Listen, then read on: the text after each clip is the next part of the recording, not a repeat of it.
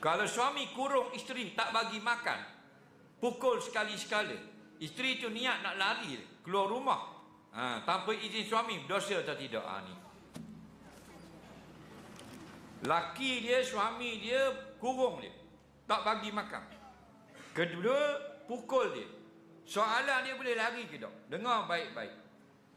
Orang perempuan boleh lari daripada rumah. Bukan semua kes.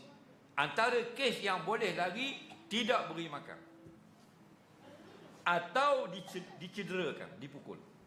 Faham lagi? Boleh lagi. Okey? Atau diugut untuk dikenakan kemudaratan.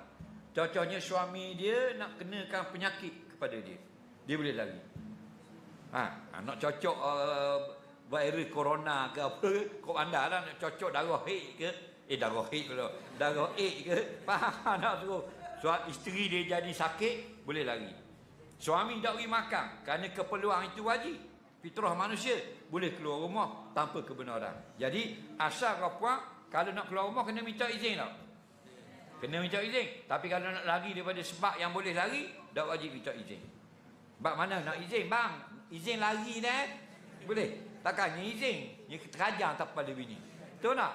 Jadi ingat apa? Kalau jenis mencederakan, jenis apa dia panggil, katok bini dan sebagainya, larilah tempat yang selamat. Faham? Suami dah elok molek, baru kembali.